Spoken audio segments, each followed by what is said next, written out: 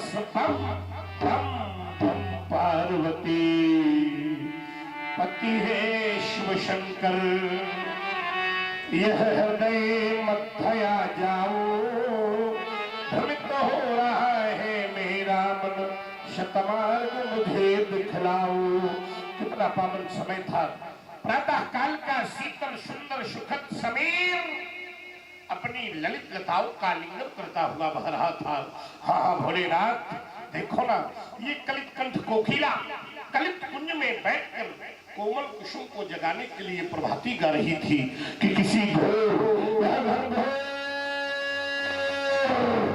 शब्द ने मुझे ब्रह्मांड से विचलित कर दिया। भोलेनाथ, ये भयानक शब्द कैसा, ये अचानक शब्द कैसा, क्या वेदनाओं की पुकारे या नई इनकी चिकारे, क्या किसी के चित्त का शब्दात टूटा पत्थर जैसा।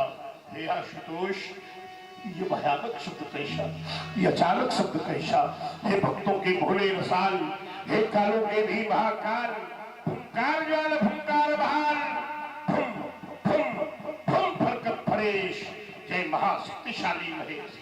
कोई आपत्ति भी है ना तो मेरा ध्यान अपने चरणों से क्यों हटा रहे हो आशुतोष? भेजो भेजो भैरव या भूतों को, रणचंडी शमर सपूतों को, भेजो खड़वा और चाहे भेजो गणेश, जय महाशक्तिशाली महेश। देखो ना, ये रणचंडी कितनी प्यासी है, छाई सर्वत्र उदासी है, इनमें भर दो वाणी विशेष, जय महाशक्तिशाली महेश, जय महाशक्तिशाली महेश, जय महा।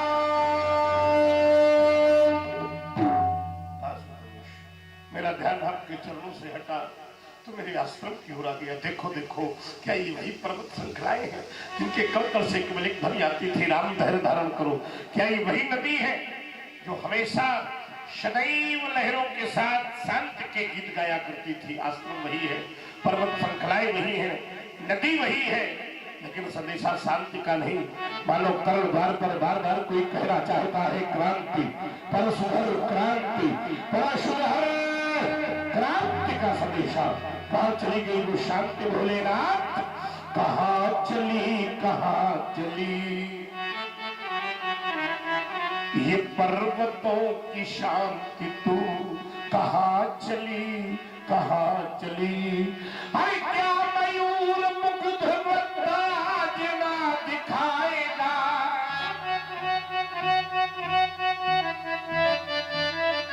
क्या किसी कमल में अब भ्रमर न गुनगुनाएगा? कौन सा ये सत्य जीतकार कर चला गया? क्या प्रभात रात को न भैरवी सुनाएगा? क्या प्रभात रात को न भैरवी सुनाएगा? तो फूल बन खिली नहीं,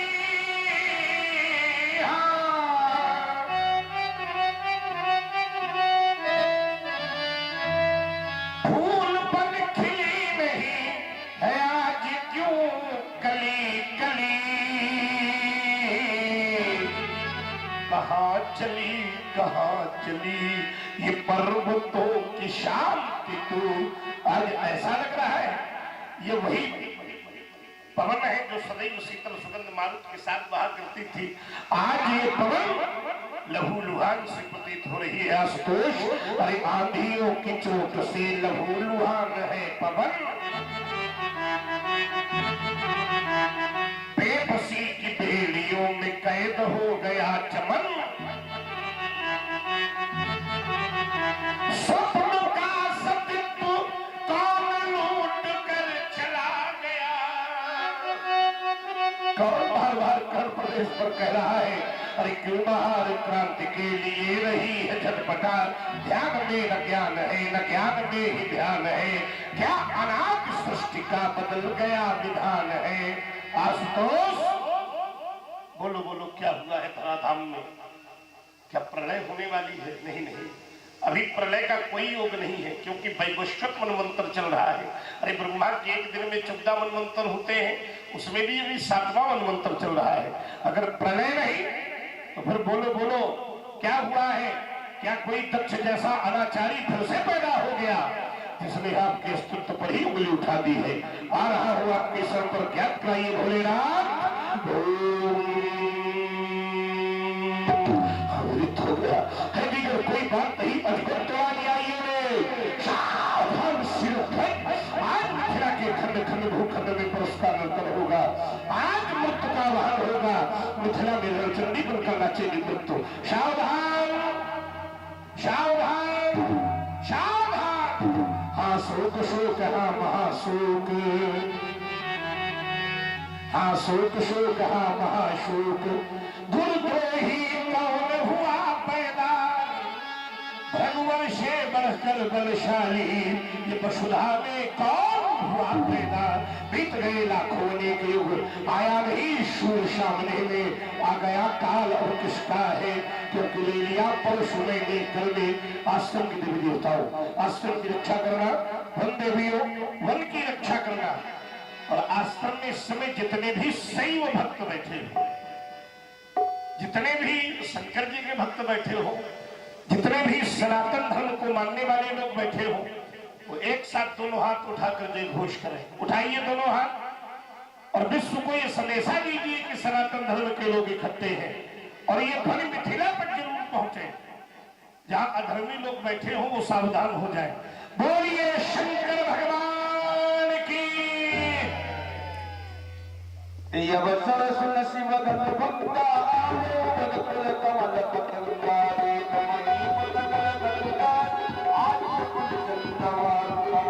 और शरीर पूर्ण बलवान विराजा।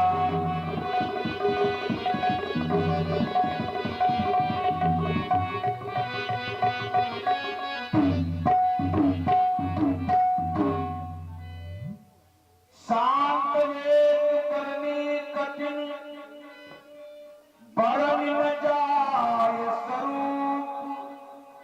धर्म नितन जनु पीर रत,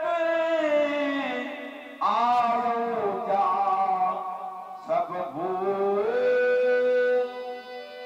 देखत रघुपत भेष करारा, उठे ककने वैदिक लघुआना। पितु समेत कई कई निज नामा, लगे करन सब दंड प्रणामा।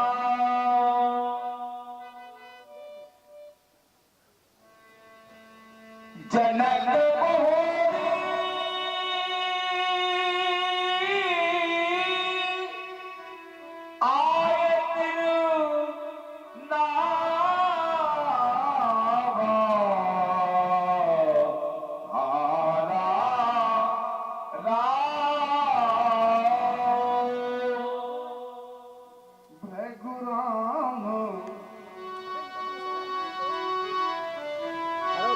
तुम्हारा नाम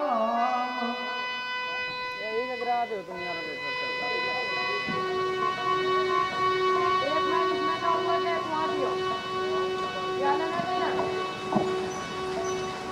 भृगुराम तुम्हारा नाम, कंठ में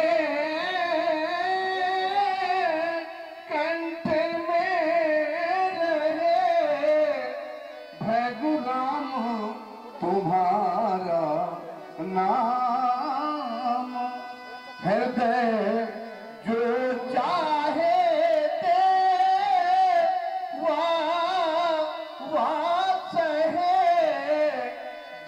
से प्राण नहीं मांगू। कृपण हो प्राण नहीं मांगू। मांगो केवल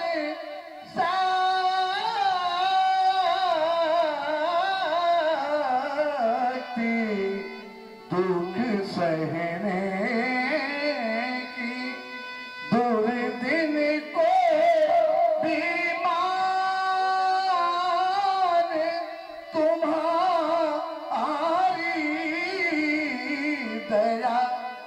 लगा कर ध्यान मद में रहने की, हे देव तुम्हारे मृत्युदूत से डरूं नहीं, न्योछावर होने में दुविधा करूं नहीं, तुम जो चाहो ते वही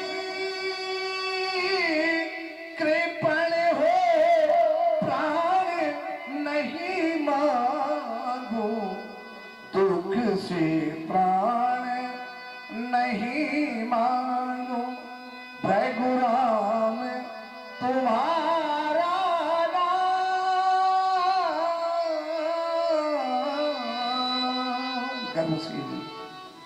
तनजों के सौर से तुरंत कर प्रबल पराक्रम और पौरुष के प्रचंड रूप, सारस्व साधना के आधार, योग विद्या जैविक विद्या के विश्वकोश, धर्म साहित्य और विशेषता के पर्याय, हिंदुत्व वैदिक एवं अंतर कौशल के अपूर्व संगम, भारतीय संस्कृत के पोषक, प्रातःस्मरणीय भगवान श्री परशुराम जी के श्री चरणों में मेरा प्रणत प्रस्तुत है। नमन सत्कार्य भगवान, नमन सत्कार्य। शतक साहित्य साधक गंभीर तत्वान्वेषक, भाषा भागीरथी के दिव्यावगाहक। अगर मैं कहूं कि तुम आचार्यों में भी श्रेष्ठ हो तो इस पदवी के लिए न्यूनता ही होगी। कवि कुल, कुमुद, कलाधर, कविता, कानन, केसरी, काव्याकाश, इस दिवाकर में तुम माता सरस्वती की कृपा पात्र हो। अगर मैं ऐसा भी कहूं तो कोई अतिशयोक्ति नहीं होगी। विचार करने वाली बात है। रामलीला का हर दृश्य हमें शिक्षा देने के लिए बैठा है, लेकिन दुर्भाग्य है कि इसको शिक्षार्थ भाव से देखना चाहिए और उस शिक्षा को जीवन में आचरण में लाना चाहिए। हम लोगों की त्रुटि है कि हम इसे मनोरंजन की दृष्टि से देख बैठे। हमारे सनातन में दो शब्द हैं, चंदन और वंदन।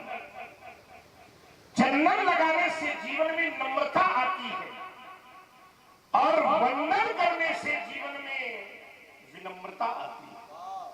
दुर्भाग्य ये है कि हमारे सनातनी लोगों के जीवन से चंदन और वंदन दोनों दूर हो गए, जिस कारण से हम लोग दुख के भोक्ता बन रहे हैं।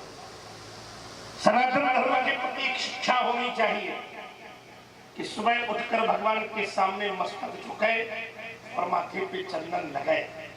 अगर इतना ही हो जाएगा तो हमें ये लगेगा कि हम लोग पुनः सनातन की ओर लौटने की जीवन से, चूंकि ये बड़ा भाग्यवान जीव है।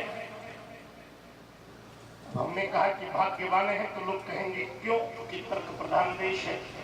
तो शास्त्र कहता है कि आप सभी लोग भाग्यवान हो। क्यों?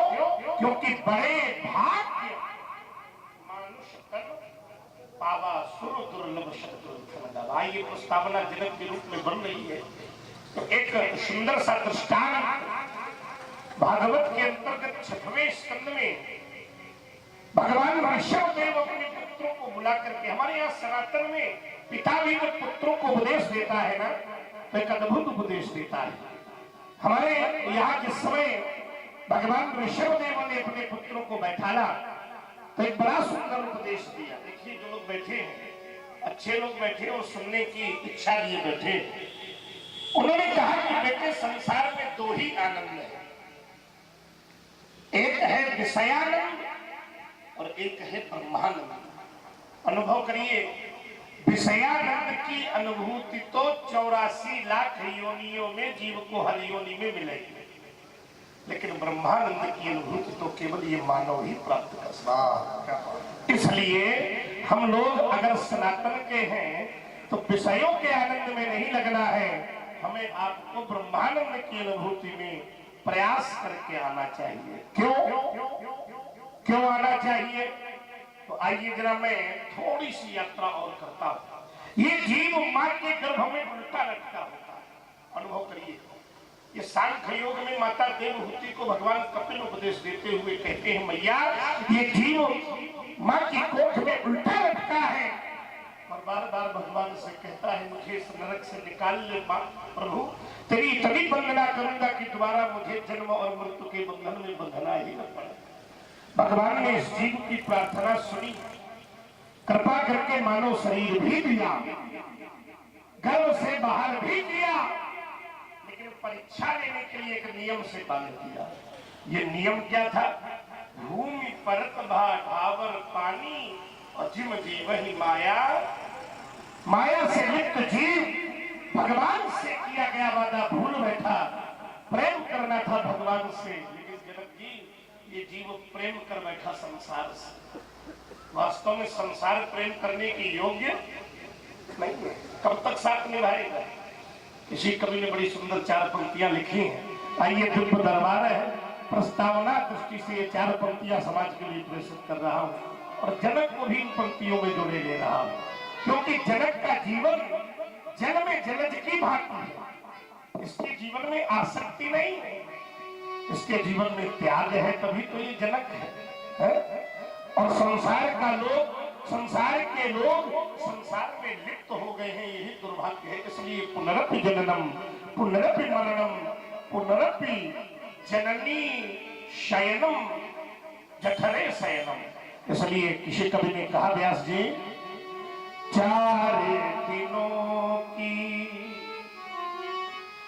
प्रीत जगत में 4 दिनों के नाते हैं। संसार का नियम यही है, 4 दिनों की प्रीत जगत में 4 दिनों के नाते हैं और पलकों के पर्दे पड़ते ही, पलकों के पर्दे पड़ते ही सब नाते मिट जाते हैं। अच्छा, आइए रामलीला से ही शिक्षा ले रहे। जब तक ये पर्दा बंद था, तो ईमानदारी से बताओ जितने लोग बैठे हो, क्या किसी अभिनेता ने कोई अभिनय किया? पर्दा खुला, रात्र भर में कितने अभिनय हुए। उसी प्रकार संसार ये रंगमंच है, जब तक नेत्र का पर्दा बंद था कोई अभिनय नहीं हुआ। जिस दिन नेत्र का पर्दा खुला तो इस जीव ने कभी पुत्र का अभिनय किया, कभी पुत्री का, कभी भाई का, कभी बहन का, कभी पति का, कभी पत्नी का, कभी माता का, कभी पिता का, कभी बाबा का, कभी दादी का।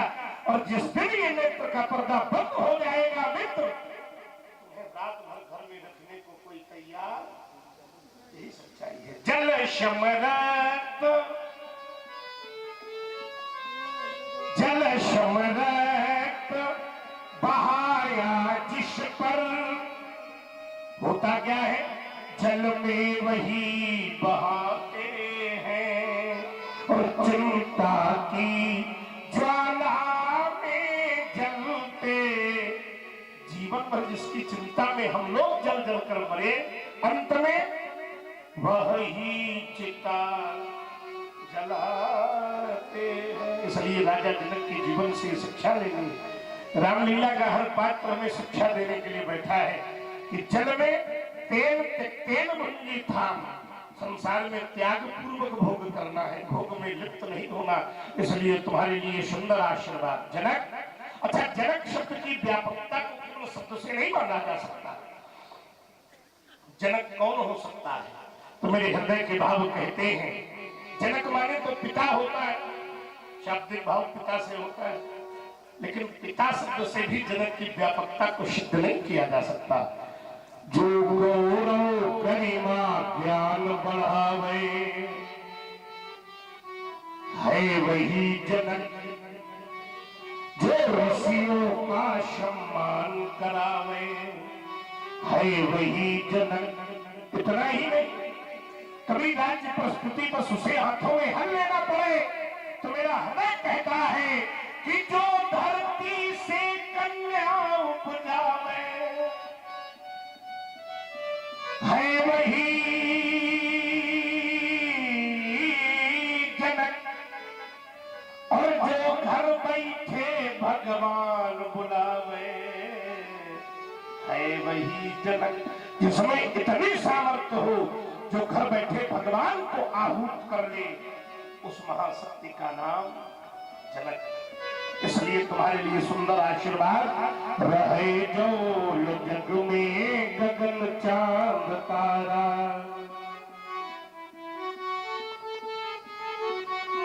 चमकता रहे कीर्ति का ये सितारा,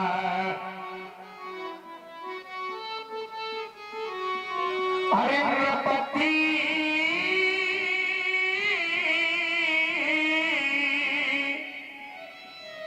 व्यर्थ जावे न जीवन तुम्हारा, और रहे जो जग में गगन चांद। जाओ तुम्हारा जीवन मंगलमय हो। सीय बुदाई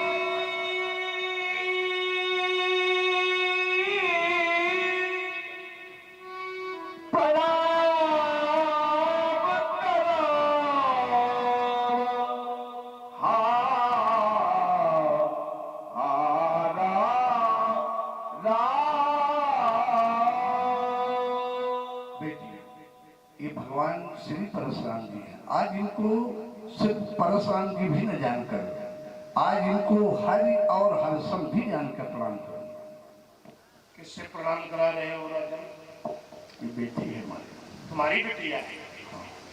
लग तो तुम्हारी ही रही है, क्योंकि कुछ रिश्ते ऐसे होते हैं जो सभी से बताए नहीं जाते, कुछ फल ऐसे होते हैं जो कभी खाए।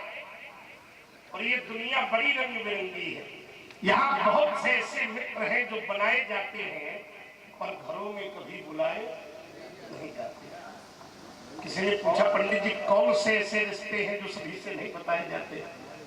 व्यास जी महाराज, सच्चे और अच्छे संबंध ये कभी छिपाए नहीं जाते, छिपाए गड़बड़ वाले ही जाते। सच्चे और अच्छे संबंध ये कभी छिपाए नहीं जाते, जो तन में रोग फैलावे वो फल कभी खाए नहीं जाते। और जिनके चरित्र में कोई दाग धब्बा है, अगर धोखे से इसे मित्र बन जाए तो फिर वो घरों में कभी बुलाए नहीं जाते। बड़ी दिव्य बालिका है, अद्भुत बालिका है, हृदय में बार बार अलौकिकता का ध्यान कराने वाली बालिका है। आज ऐसा लग रहा है कि ये केवल तेरी बालिका नहीं, अपितु साक्षात मां भारती अपना समूचा श्रृंगार करके परशुराम को दर्शन देने के लिए खड़ी हो गई। अद्भुत बालिका है। अच्छा, कोई आपसे पूछे कभी, जितने लोग बैठे, कि भारत की बेटी कैसी होगी, तो बिल्कुल गर्व से सीना चौड़ा करके कह देना, जैसा मैंने सीता की बेटी देखी है ठीक वैसी हो, जैसे मैंने जनक की बिटिया सीता को देखा है ठीक वैसी होगी। वर्तमान में देखो, रामलीला का उद्देश्य है कि समाज में सनातन के प्रति जीवों के हृदय में प्रेम आवे, बिगड़ा भला समाज फिर से वापस सनातन की ओर आवे। ऐसा उद्देश्य ही रामलीला का होना चाहिए। हर अभिनेता का दायित्व भी होना चाहिए कि कुछ न कुछ ऐसी प्रेरणा समाज में आवे कि लोग अपने धर्म के प्रति लौटे। वास्तव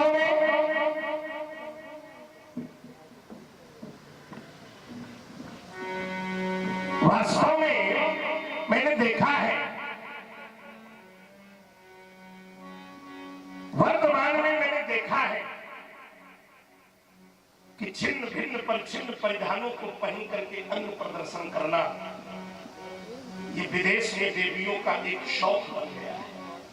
लेकिन ईमानदारी से उत्तर करो, मेरी सभ्यता कभी ये नहीं रही है।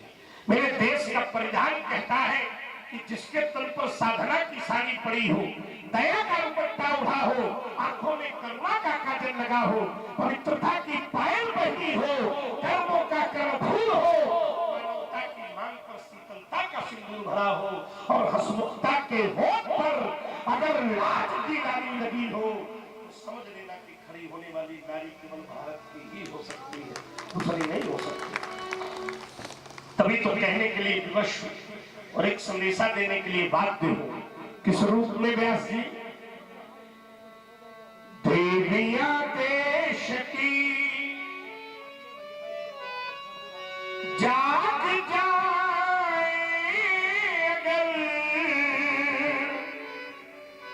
तो युग स्वयं ही बदलता चला जाएगा। पत्नियां सादगी इस देश में जब किसी पत्नी ने सादगी को साधा है तो मेरा ध्यान इतिहास की पृष्ठों की ओर गया।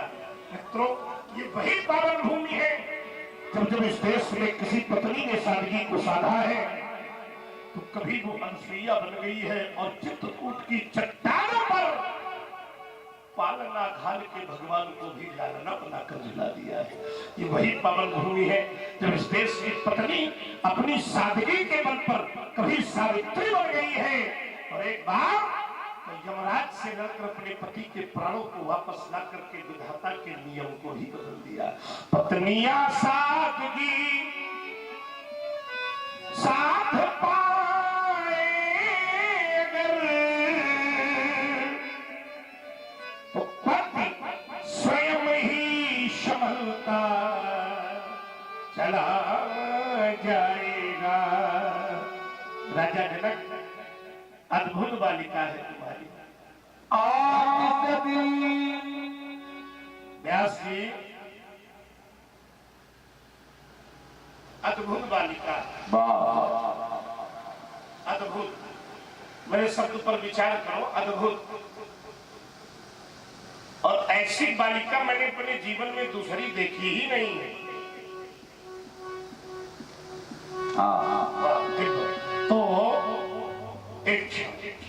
तो विचार ये करना है कि जीवन में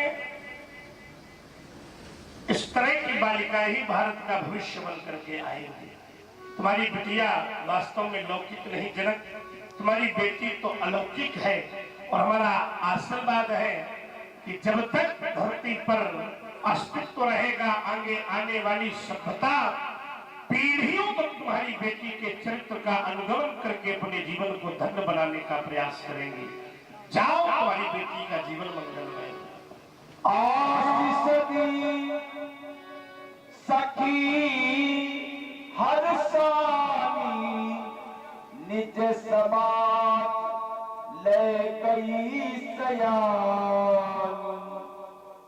विश्वामित्र मिले पुनि आए।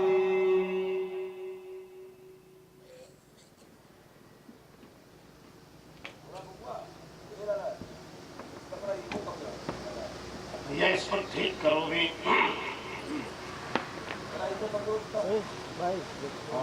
देखो हमारे बाबा का यंत्र ठीक करो, बाधा दे रहा है हमारे पास आने। आओ। Hello hello.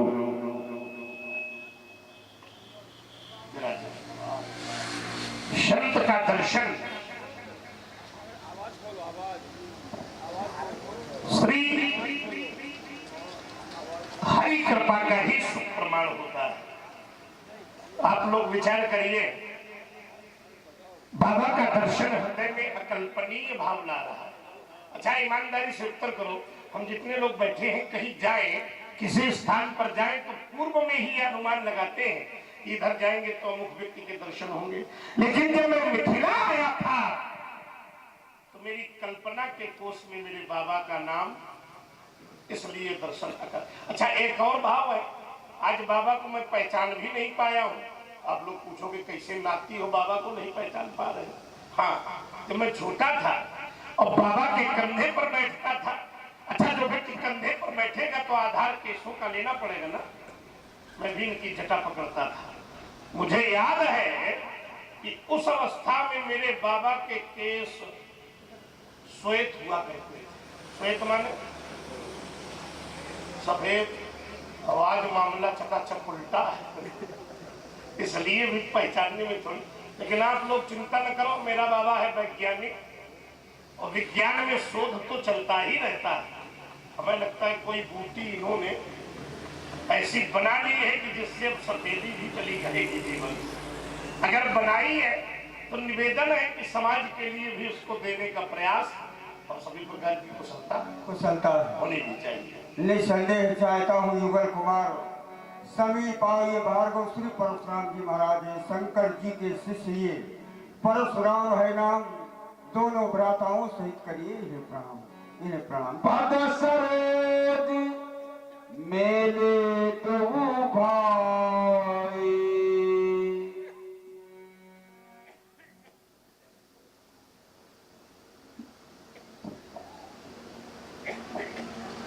लड़का तो बहुत नीक है, अच्छे हैं। अच्छाई का भाव दो प्रकार से लगाया जा सकता है। पहले तो उसकी वेशभूषा, तो इनकी वेशभूषा भी अच्छी है। इनके मस्तक पर लगा मुकुट, मुकुट पर लगी किरीट, किरीट पर लगी मणि, बार बार बता रही है किसी राजघराने की।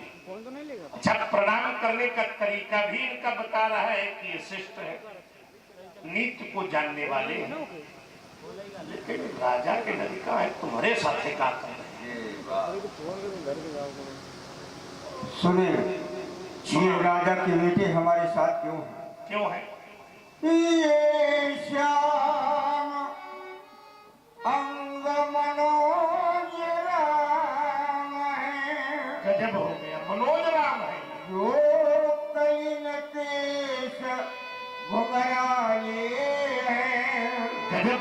ये राज चिन्ह मंडित पंडित प्रिय, हाँ। यह दर्शन राम निराले हैं। गजब। ये परम यशस्वी देश काल का हाँ। इन्हें ज्ञान है, ज्ञानी है। ये पृथ्वी पर विख्यात धनुर्धर, यह धर्म निरुत भी ज्ञानी है। गजब हो गया। इनके छोटे ये वाले ये भाई लक्ष्मण, जो परम भक्त अनगोरे हैं, गोरे तो हैं। ये परचपी है लाल लाल, जिनकी आंखों के डोले हैं। ये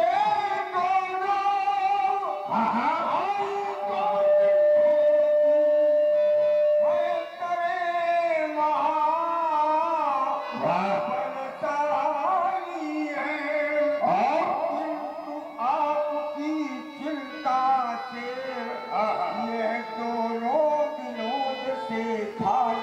हमारी चिंता है आप क्षत्रिय वंशनाशक, पर ये तुझो के दास हैं। यज्ञ रक्षा हेतु दोनों ये हमारे पास है। पिता दशरथ, मातृ कौशल्या, सुमित्रा नाम है। ये बंधु दोनों राम लक्ष्मण, वीरता के धाम है। हे प्रिय परशुधर राम, अब बाबा उत्साह वर्धन कीजिए। क्या करूं? सत्कर्म की शिक्षा सहित आशीष इनको दीजिए। आपने एक शब्द कहा कि ये मनोज राम है। मनोज माने क्या होता है? क्यों भाई? मनोज माने काम। अगर ये राम है तो काम नहीं हो सकता, और काम और राम का जोड़ा भी नहीं बनता है, क्योंकि जहां राम तहां काम नहीं।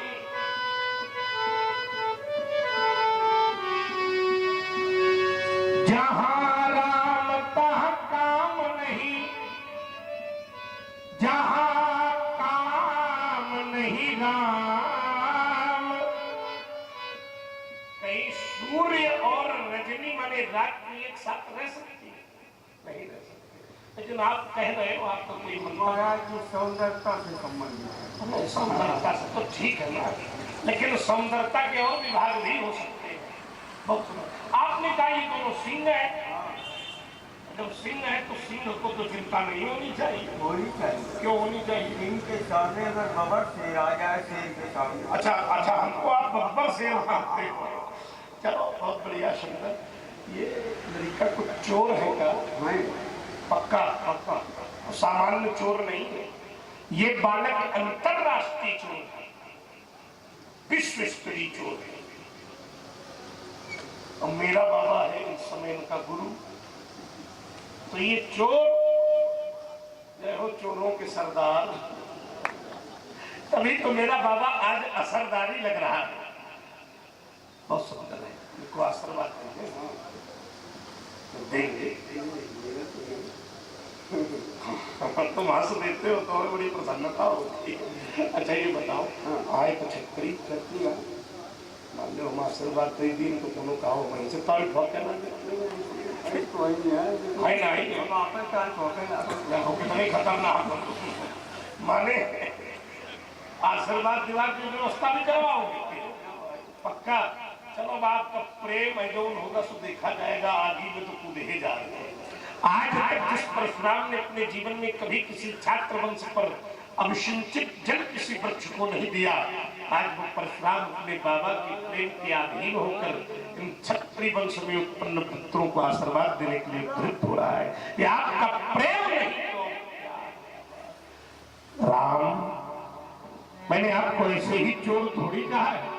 श्याम गौर चित चोर विश्व में। अच्छा आपके बहुत नाम होंगे बेटे, लेकिन जब कोई प्रेमी तुम्हें याद करेगा तो वो तुम्हें चित चोर की संज्ञा से ही अलंकृत करेगा। श्याम गौर चित चोर विश्व में, रवि शशि शम बुद्धिमान बनो। और ये मेरा आशीर्वाद है कि यह जगत चले पीछे पीछे, तुम युग युग के भगवान बनो। क्यों? क्योंकि दो अक्षर का नाम तुम्हारा बड़ा अद्भुत नाम है बाबा। अक्षय हो अक्षार करे, नाम स्मरण मात्र से ही यह जीव जगत बहु पार करे।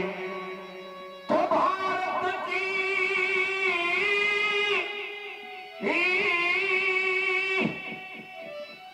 सुभाष वसुधा के अभिमान बनो, सम्मान बनो अभिमान। और यह जगत चले पीछे पीछे, तुम युग युग के भगवान बनो। लखन लखो जो भी लखना हो, हमने तो वरदान दे दिया का भी करेंगे संग आए हो। इस जीवन का जपदान दे दिया, याद रखना कुमार। साधु की सेवा शिव का सुमिरन, सर्वभूत पर दया रखना। विश्वमान तुम जान मान कर, तब कपट माया को तजना। तब शीतल सहज सुजान ज्ञान कर। इस जीवन का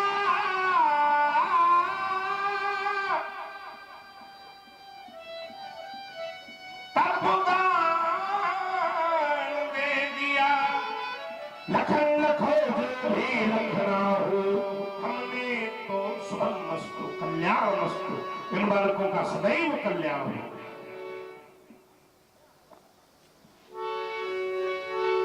राम ही जितई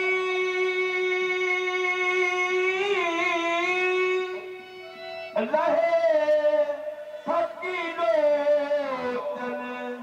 रूप अपार मार मदमोचन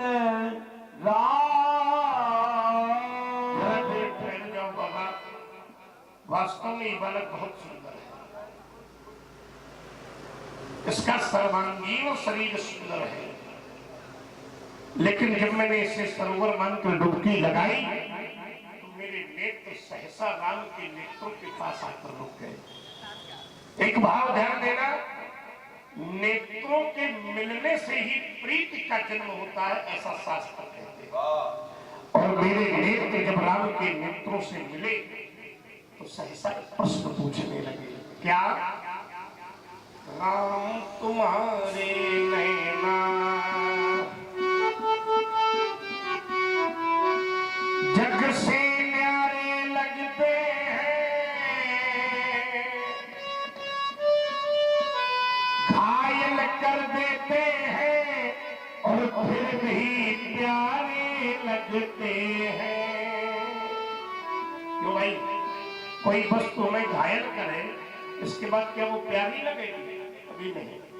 घायल कर देते हैं और फिर भी प्यारे लगते हैं। मैंने बड़े बड़े साहित्यकारों से पूछा ऐसा क्यों, तो उनका उत्तर था न जाने क्यों, न जाने क्यों।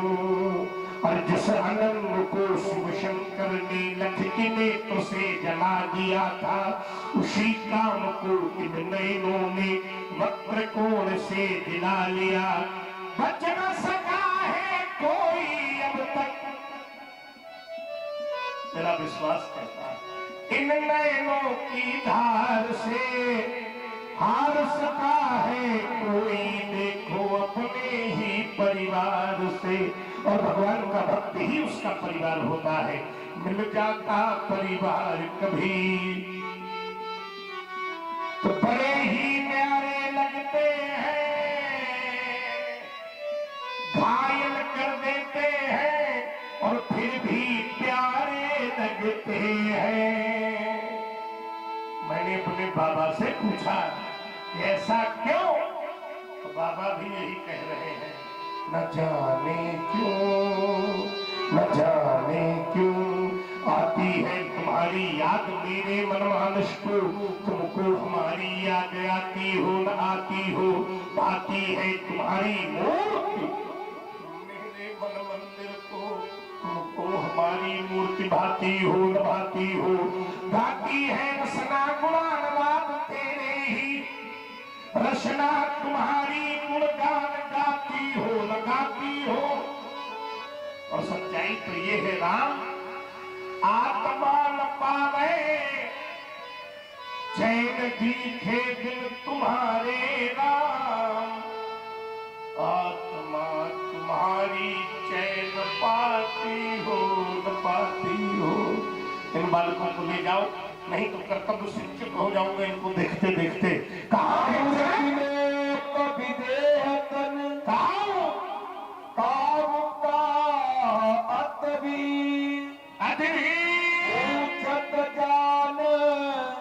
अजान जिम व्याप्यो को पसरे।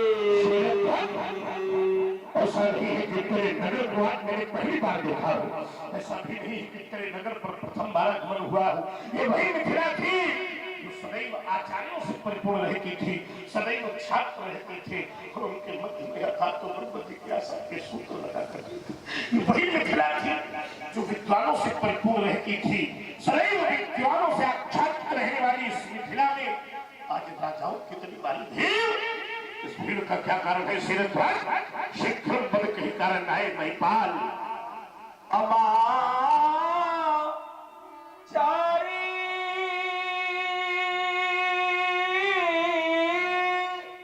कई जनक तुनाई, जय कारण मही को सब आए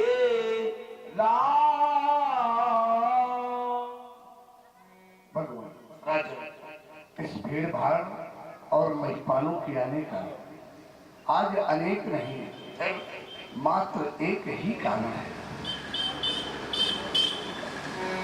कि जो अजगो था गुरु शंकर का, क्या हुआ? था महाकाल प्रलयंकर का, जिसमें थी अब तक छुपी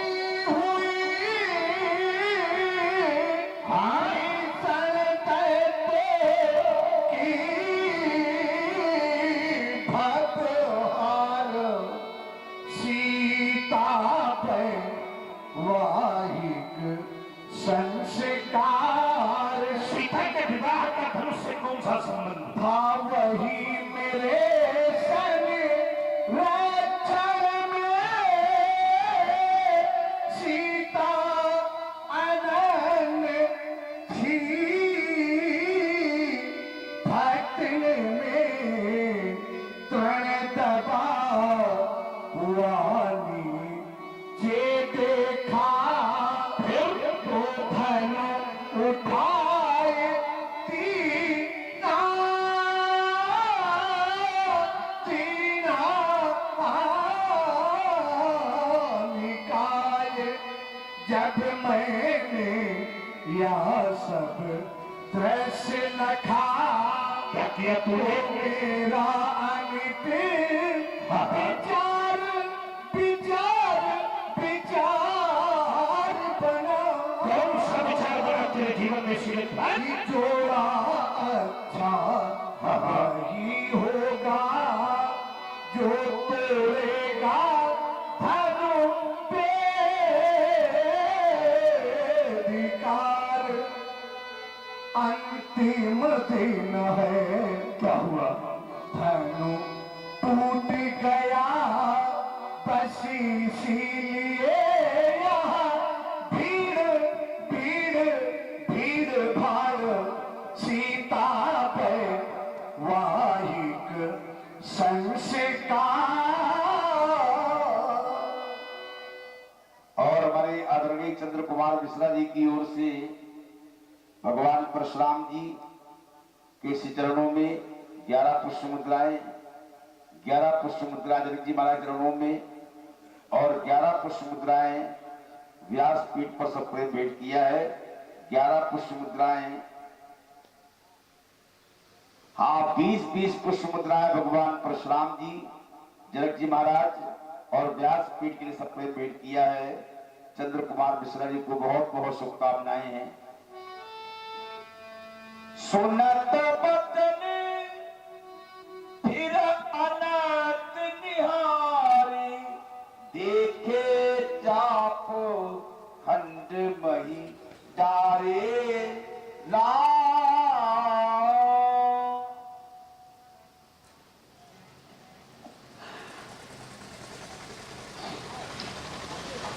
श्रद्धा का इतना बड़ा आभास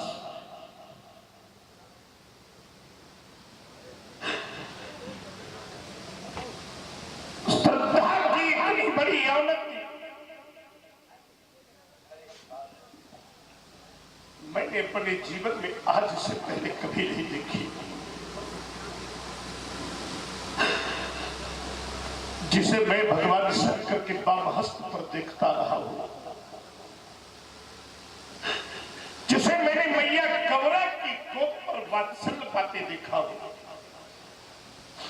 जिसे मैंने कैलाश की उत्तम शिखाओं पर गजानन और खजानन की भांति पुत्रवत स्नेह पाते देखा हूं। ऐसा नहीं कि धरती पर इसे पहली बार देख रहा हूं। अरे जगत के महलों पर मैंने इसे भगवान शिव की भांति प्राण प्रतिष्ठित होकर पूजित पुष्पित और आच्छादित देखा, लेकिन आज हृदय भटका जा रहा है।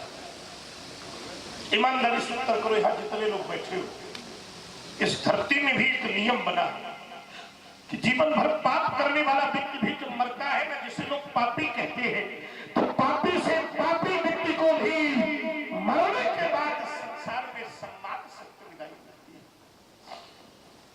4 लोग कंधे पर रखकर संसार घाट तक ले जाते हैं। बड़े बड़े अमलात्मा विमलात्मा महात्मा योगेंद्र मुनिंद्र उसके पीछे पीछे राम नाम सत्य कहते हुए जाते हैं।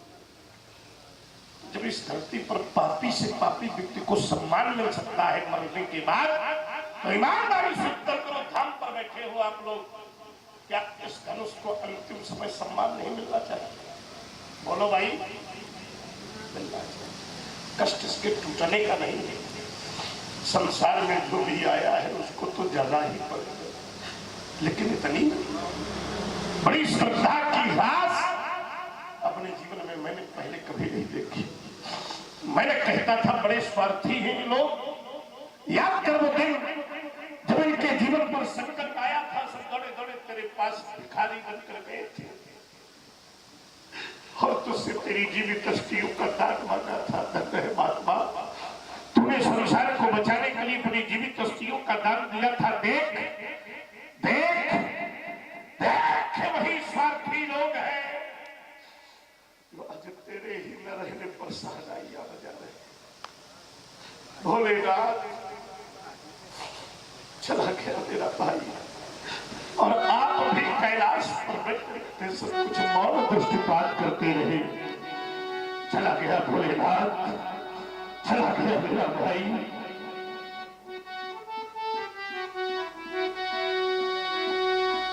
चला गया त्रिभुवन का रक्षक,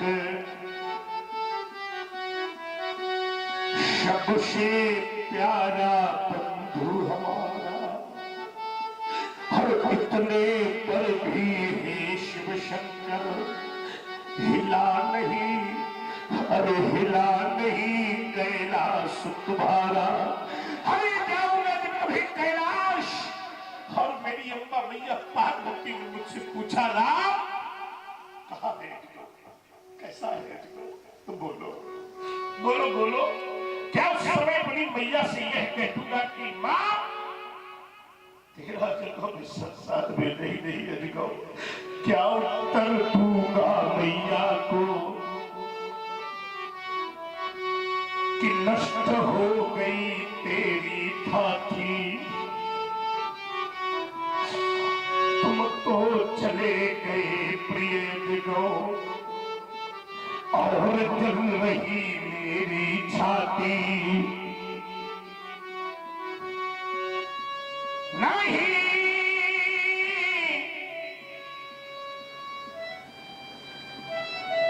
साहब होता है भैया, कुछ समय में भी निधन तुम्हारा, और इतने पर भी है शिव शंकर हिला नहीं कैलाश तुम्हारा। ऐसा नहीं है कि मैंने तेरे अस्तित्व को नहीं जाना था। कौन था तू? हरे आशुतोष के प्राण प्यारे, गौरा माँ के आंख के तारे। है दुर्गति हो गई तुम्हारी,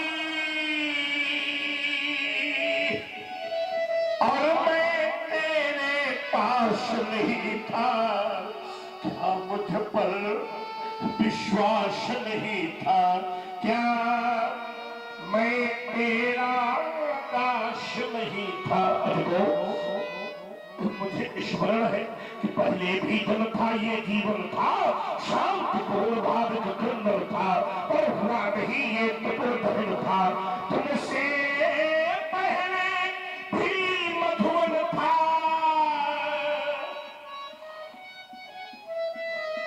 पर हंसता हुआ मधुमाश नहीं था। क्या मुझ पर विश्वास नहीं था? क्या मैं तेरा दास नहीं था? देखो सच्चाई तो ये है कि पीर तुम्हारे ना रहने की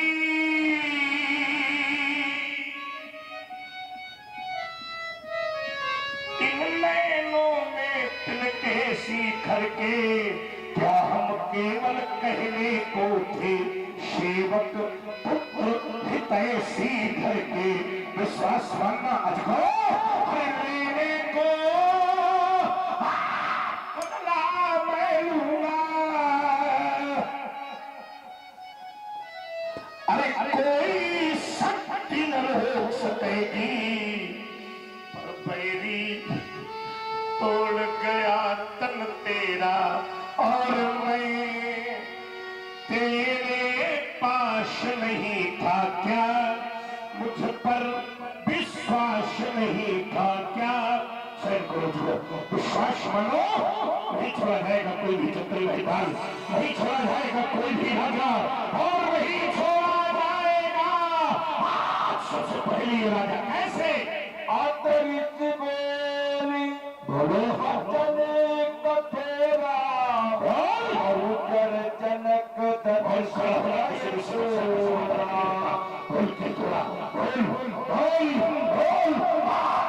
अगर आज तुम्हें मौन धारण करके अपने जीवन को बचाने का प्रयास किया तो तेरे जीवन की अंतिम भूल हो गई। अरे मूर्ख, जल्दी से अन्यथा क्या होगा?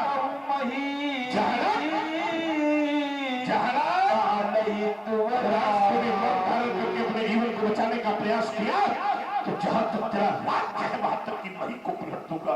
सर्वनाश सर्वनाश सर्वनाश लीला देखेगा।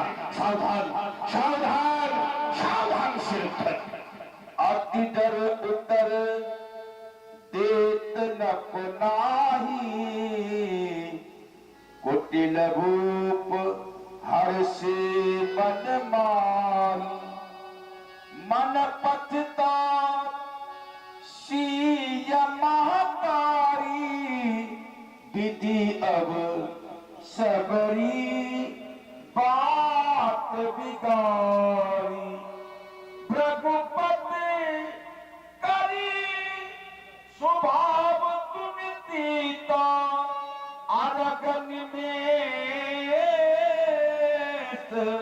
कलप सब बीता सभय विलोक के लोग तुम जान जान की भीरु हृदय नहरत विषाद कठ बोले श्री रघुवीर।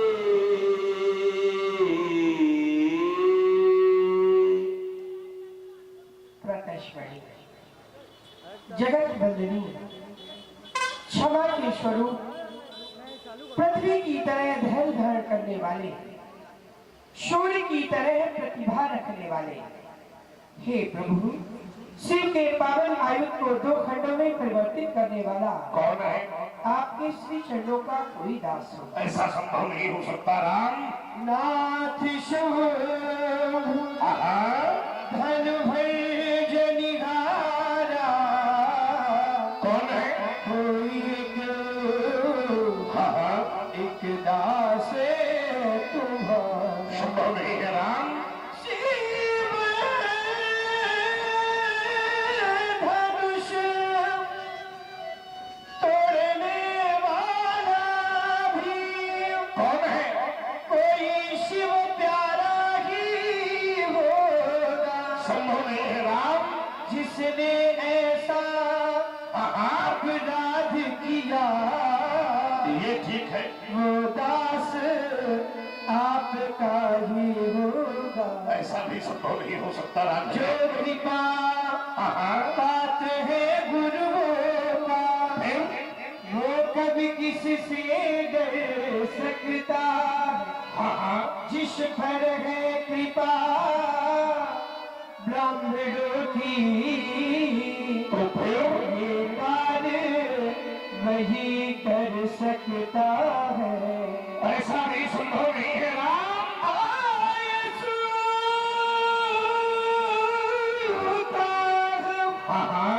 कहिए कि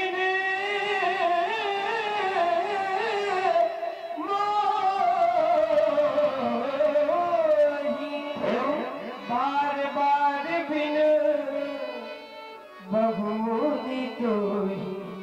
मेरे लिए आपका क्या आदेश है?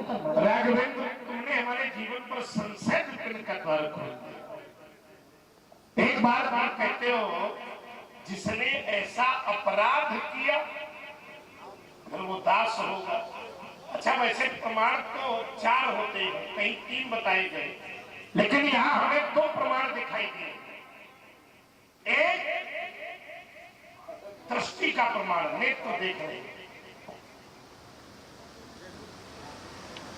नेत्र देख रहे एक प्रमाण, सुनत बचन फिर अनत निहारे और दिखे चाप खंड मही डारी। और दूसरा प्रमाण रामवाणी का आया। रामवाणी कह रही है वही है क्यों एक दास। अच्छा, ईमानदारी से बताओ, सब प्रबुद्ध लोग बैठे, जब प्रमाण आंखों देखा हो और कोई कानों में सुना रहा हो, आंखों देखा प्रमाण मानना चाहिए कि कानों सुना मानना चाहिए? नियम तो कहता है कि आंखों देखा मानना चाहिए।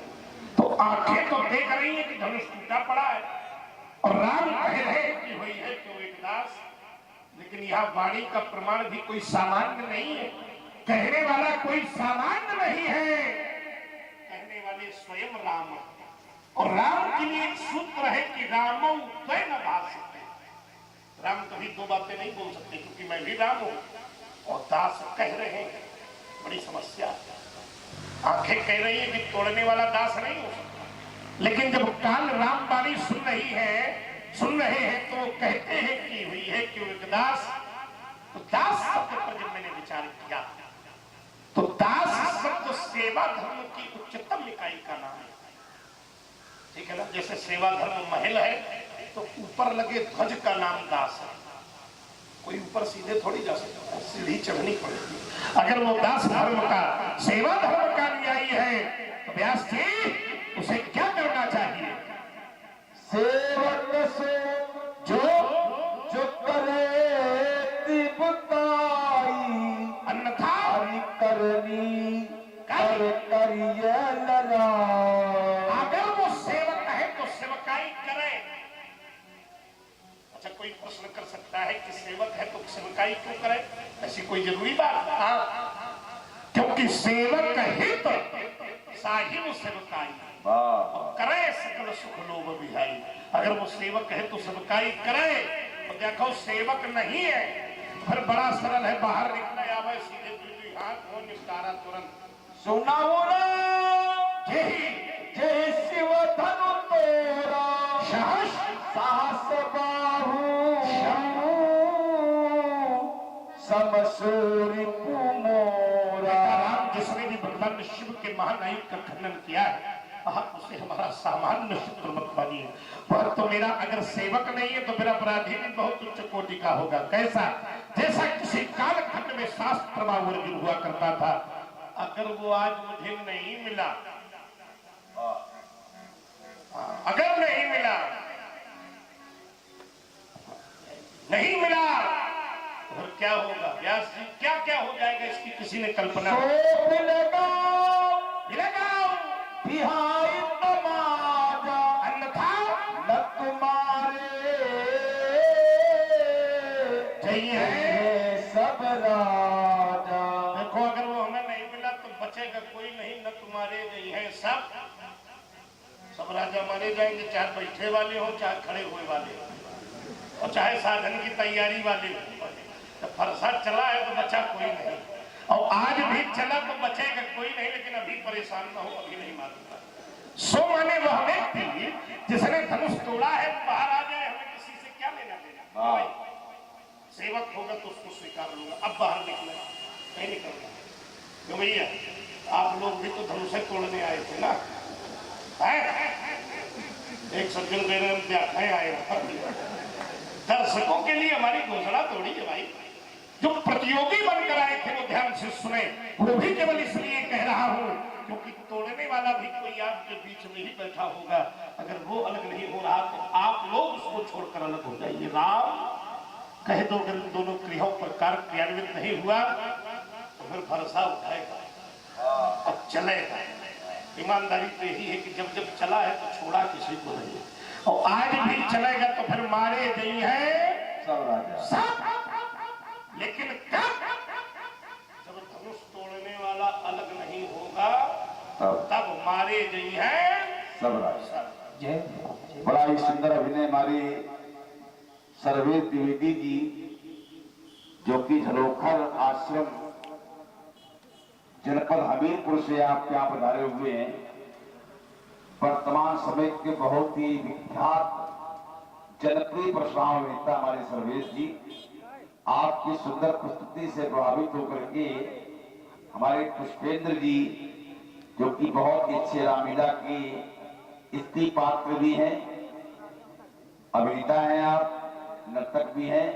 आपकी ओर से 50 मुद्राएं भगवान परशुराम चरणों में और अब लक्ष्मण जी के रूप में आप जिनका दर्शन करने जा रहे हैं।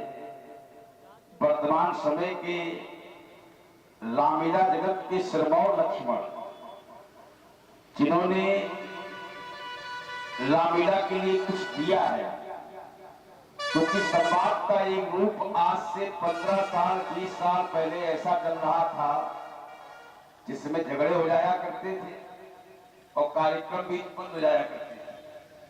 हमारे सुरेश जी ने इस पर विचार किया, उन्होंने कहा ये तो अच्छा नहीं है, तो बहुत ही अच्छा एक साहित्यिक संवाद की शैली रामचरितमानस के आधार पर हमारे सुरेश जी ने जो प्रदान किया है, आज उसका अनुकरण सभी अभिनेता कर रहे हैं। इसलिए हमारे सिरमौर कलाकार हैं हमारे सुरेश बाबू त्रिपाठी जी, आपके बीच में शंकर मोचन बाबा की सेवा में उपस्थित हैं।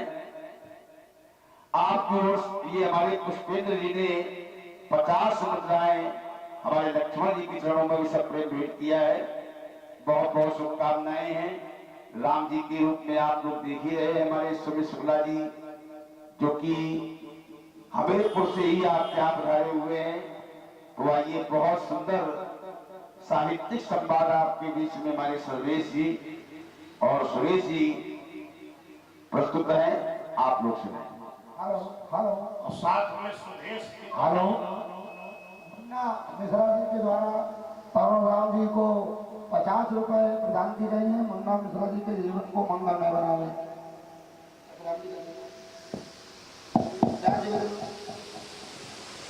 भैया परशुराम जी का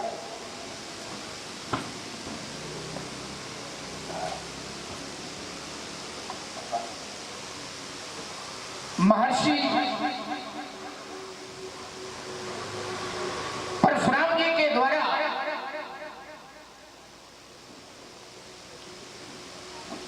सेवक धर्म की परिभाषा परिभाषित की जा रही है। सेवक सो जो करे सेवकाई, सेवक वो है जो सेवकाई करे। जब जब बात आई तो शास्त्रों ने सेवक धर्म की परिभाषा परिभाषित की। सेवा धर्म परम कहना योग नाम यमगम्य। सेवक का जो धर्म है वो धर्म योगियों के लिए भी अगम्य धर्म है।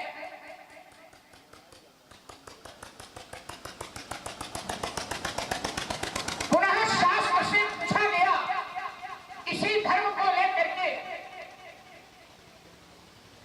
तो शास्त्र में पात्र विशेष कहता है, सिर भरी जाऊं उचित असमोरा और सबते सेवक धर्म कठोरा। जितने धर्म हैं उन सारे धर्मों में सेवक का धर्म सबसे कठोर धर्म है। तो सेवक का धर्म योगियों के लिए अगम्य धर्म, सेवक का धर्म सबसे कठोर धर्म।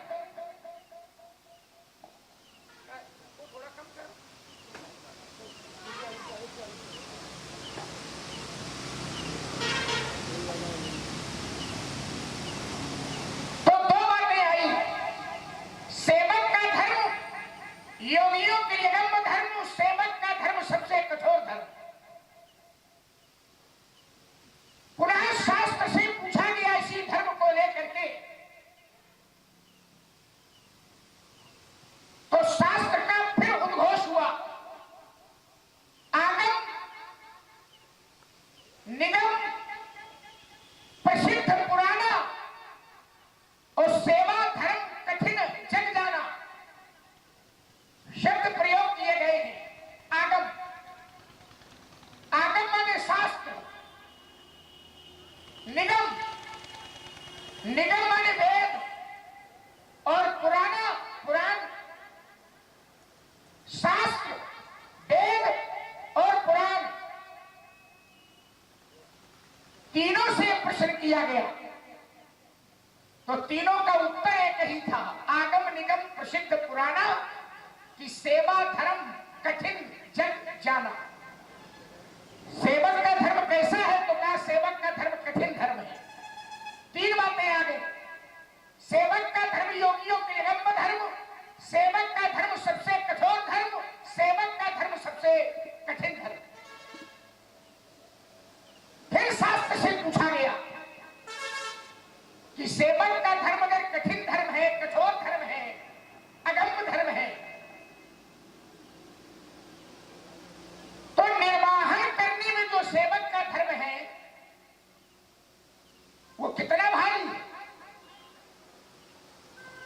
तो शास्त्र ने कहा हर किल ते गुरु सेवक धर्म। अर्धाली पढ़ी गई है, सबकी समझ में नहीं आई हो, लेकिन जिस समय इसका सरलीकरण किया जाएगा तो हर व्यक्ति की समझ में आ जाएगी। पहला शब्द प्रयोग किया गया हर। हर माने भगवान शंकर। हर गिरि, गिरि माने पर्वत। तो शब्द क्या बन गया? हर गिरि, शंकर पर्वत। और शंकर जी का पर्वत कौन है? कैलाश पर्वत, सब लोग जानते हैं। और कैलाश पर्वत बहुत भारी है। तो अर्धाली कहती है कि हर गिरि ते गुरु, गुरु माने भारी, सेवक धर्म। कैलाश पर्वत बहुत भारी है, ये सर्वविदित है,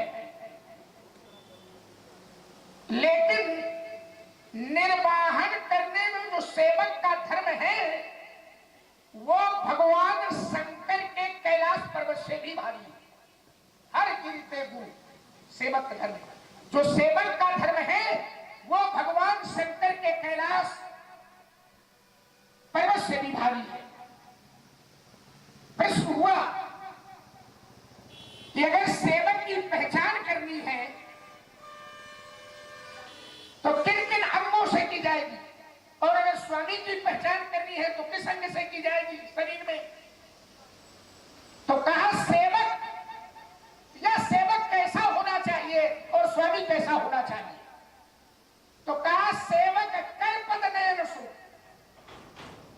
कैसा चाहिए? कर, सेवक कर, पद नयन। कर माने हाथ, हाथ की तरह, पद पैर की तरह, नयन नेत्र की तरह। सेवक कैसा चाहिए? बोले कर पद नयन सो। और स्वामी कैसा चाहिए? तो कहा मुख सो साहिब होए। स्वामी मुख की तरह होना चाहिए और सेवक हाथ पैर और नेत्रों की तरह होना चाहिए। मुख सो साहिब होए, तुलसी प्रीति की रीत भरी सुकम सराही सु। तीन अंगों से सेवक पहचाना गया और एक अंग से स्वामी पहचाना गया। मुख सो साहिब होए, मुखिया कैसा चाहिए? तो कहा मुखिया मुख सो चाहिए। कैसा चाहिए? मुख की तरह, खान पान कर एक और पालई पोषई सकल अंग तुलसी सहित विवेक। स्वामी मुख की तरह होना चाहिए। और क्यों होना चाहिए? मुख भोजन करता है, पर ईमानदारी से बताओ क्या मुख भोजन अपने पास रख लेता? भोजन करता तो है मुख, लेकिन मुख भोजन अपने पास नहीं रखता, फिर सारे अंगों तक पहुंचाने का कार्य करता है। इसलिए मुखिया मुख की तरह होना चाहिए। पालई पोषई सकल अंग तुलसी सहित विवेक। एक आचार्य ने शब्द प्रयोग किया है विवेक। विवेक के साथ सारे अंगों का पालन पोषण करना चाहिए। मुखिया को ये ज्ञान होना चाहिए कि समाज के किस अंग को कब कहां कौन सी आवश्यकता है, ये विवेक मुखिया को होना चाहिए। इसलिए आचार्य ने कहा कि पालई पोषई सकल अंग तुलसी सहित विवेक। विवेक के साथ सारे अंगों का पालन पोषण करना चाहिए।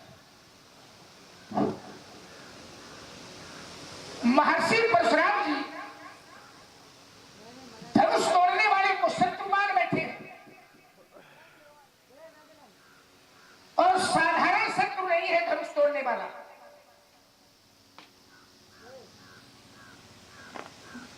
कैसा शत्रु है? तो कहा सहस्त्राबाहु के समान मेरा बैरी है धनुष तोड़ने वाला। सहस्त्राबाहु समसोरी मोरा सहस्त्राबाहु की तरह है।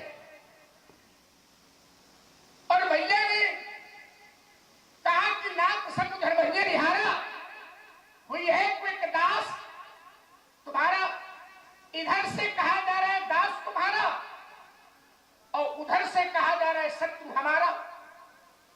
देखिए कैसा विरोधाभास है, दास तुम्हारा तो ये कहते नहीं शत्रु हमारा। भैया ने बड़े सीधे सरल शब्दों में कह दिया था, ये धनुष तोड़ने वाले को खोज रहे हैं। और भैया ने कहा आये सुका कहीं कर मोही, मेरे लिए क्या किया है, मैंने ये खड़ा धनुष तोड़ने वाला क्या करो।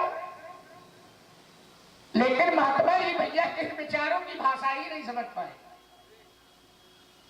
क्यों नहीं समझ पाए? कारण है संसार में चार तरह के लोग होते हैं, चार प्रकार के। कौन कौन? विज्ञ, अल्पज्ञ, अज्ञ, प्रज्ञा, चक्षु। विज्ञ वो है जिन्हें केवल एक स्थान से बैठे बैठे बता दिया जाए कि तुम्हारी मंजिल वहां है, तुम्हारा गंतव्य वहां है, तुम्हारा लक्ष्य वहां है। तो सभा का समाज का जो व्यक्ति होगा आप दूसरा बता दीजिए और अपनी मंजिल तक पहुंच जाएगा। दूसरा है अल्पज्ञ, जिसे को थोड़ा चल के बताना पड़ेगा, एक स्थान से काम नहीं चलेगा। और तीसरा है अज्ञ, जिसे गंतव्य के बिल्कुल निकट पहुंच करके उंगली उठा के बताएंगे कि मंजिल तुम्हारी ये है, तब वो पहुंचेगा। तो तीन तो इस तरह से पहुंचेंगे, किसी को एक स्थान से बताने पर, किसी को थोड़ा चलकर बताने पर, किसी को बिल्कुल निकट पहुंच करके उंगली उठा करके बताने पर।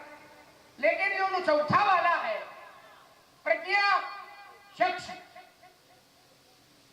प्रज्ञा चक्षु माने जिसको आप लोग सरल भाषा में अंधा कहते हैं। तो तीन तो इस तरह से पहुंच जाएंगे, लेकिन चौथे वाले की बड़ी कठिनाई है। जब तक उसकी उंगली पकड़ करके और उसके गंतव्य तक, उसके लक्ष्य तक हम नहीं पहुंचावेंगे, संभवतः वो अगर ये विज्ञ होते, अल्पज्ञ होते, अज्ञ होते तो भैया के तथ्य को समझ लेते। सीधी सी बात थी कि कहीं के मोही, मेरे लिए महाराज क्या है, ये खड़ा है धनुष तोड़ने वाला, आदेश करो। लेकिन न ये विज्ञ है, न ये अल्पज्ञ है और ना ही ये अज्ञ है, तो फिर है कहां? बस वही बाकी बचे हैं प्रज्ञा चक्षु का।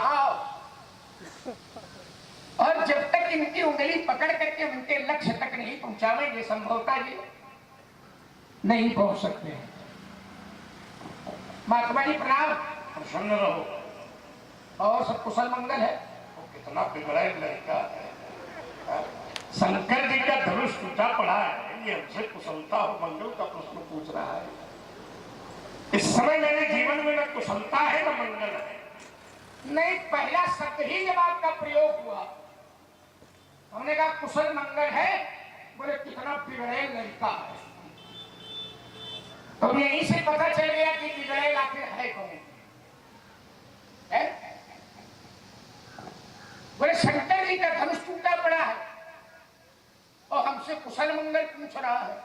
अच्छा, धनुष टूट गया तो आपकी कुशल मंगल नहीं है, ऐसे तो है? ऐसा ही है। और जब तक धनुष नहीं टूटा था तब तक इनकी कुशल मंगल नहीं, और धनुष टूट गया तो सबकी कुशल मंगल है।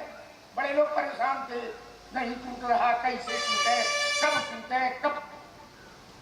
यहाँ कुशल मंगल नहीं थी और टूट गया तो यहाँ कुशल मंगल नहीं, बड़ी समस्या खड़ी है। देखिए प्रश्न है मेरा कुशल और मंगल, ठीक? अब आप तो मंगल है, मंगल मूर्त मारुति नंदन, मंगल मूर्ति के दरबार में हो और फिर कहीं तो मंगल नहीं है। देखिए जीवन में बहुत भौतिक संपदा आ जाए, बहुत भौतिक वैभव बढ़ जाए, बड़ी समृद्धि आ जाए, भौतिक संसाधन बढ़ जाए, इसका नाम कुशलता नहीं है। तो प्रश्न पूछा गया कि कुशलता कहते किसको है? तो शास्त्र ने उत्तर दिया कि तबलग कुशल न जीवतम सपने मन विश्राम, और जबलग भगत न राम कहूं शोक धाम तज काम। जब तक जीव के जीवन में परमात्मा का भजन नहीं है तब तक उसके जीवन में कोई कुशलता नहीं, मंगल कहा, मंगल भी यहीं से है। मंगल भवन अमंगल हारी। विश्राम बोले, विश्राम भी वहीं से है। मंगल या तो राम जी के नाम में है और या तो राम जी की कथा में है। मंगल करण कलिमल हरण तुलसी कथा रघुनाथ की। विश्राम का वही है। सो सुखधाम राम असनाम और अखिल लोकदायक विश्राम। अखिल माने संपूर्ण, संपूर्ण लोगों को विश्राम देने वाले, दायक देने वाले, विश्रामा दायक विश्रामा। एक बात बड़ा समझ में नहीं आ रही। कौन सी बात? बड़ा क्रोध है, क्रोध तो है, लेकिन कुछ घट गया। भगवान अब देखो, तुमने सही से पूछा तो घटा, अब देखिए, गड़बड़ पूछोगे तो बढ़ेगा। अब देखिए जरा, क्योंकि आग में अगर घट पड़ेगा तो लौ बढ़ेगी, अब नहीं डालोगे तो कोई बात नहीं, सामान सही है। तो हम आग में क्या डाल रहे हैं? अब क्या है बदलो, बताओ तो जरा। समझ में नहीं आ रहा। मैंने हमें लगा कुछ अंदर से गिरा रहे हो क्या? आचार कहीं करना है। आग में घट डाल रहे हैं कि और कुछ? और आदरणीय निश्चय कर। डाल तो फिर ये घटा क्यों, फिर ये बढ़ा क्यों? नहीं, अभी नहीं, प्रारंभ में तो नहीं डाला, देखिए, अभी नहीं डाला तो घटा।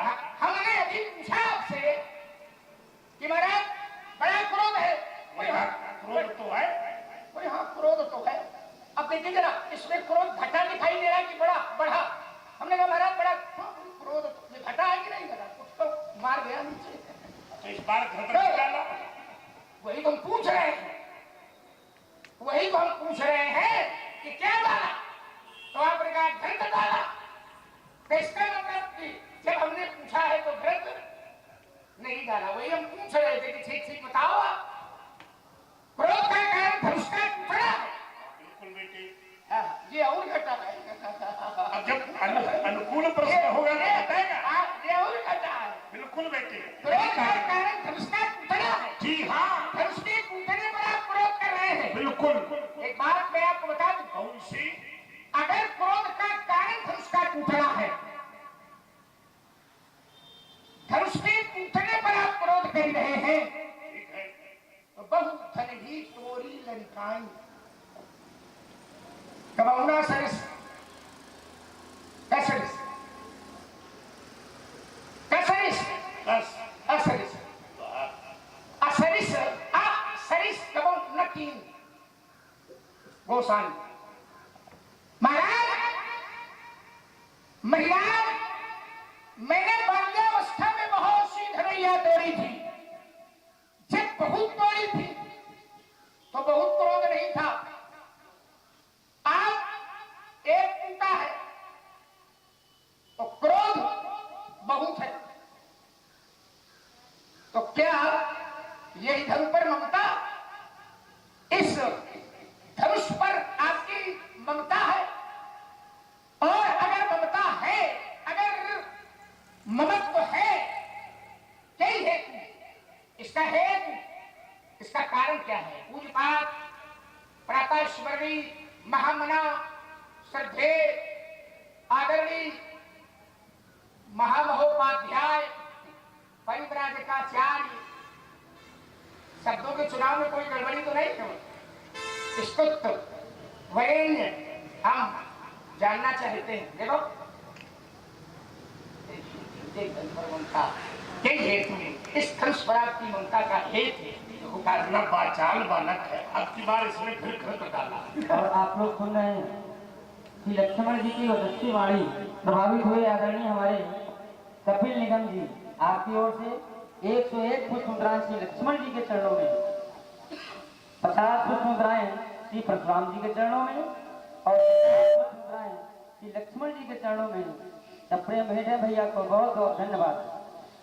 लक्ष्मण तुमने डाला घृत ही।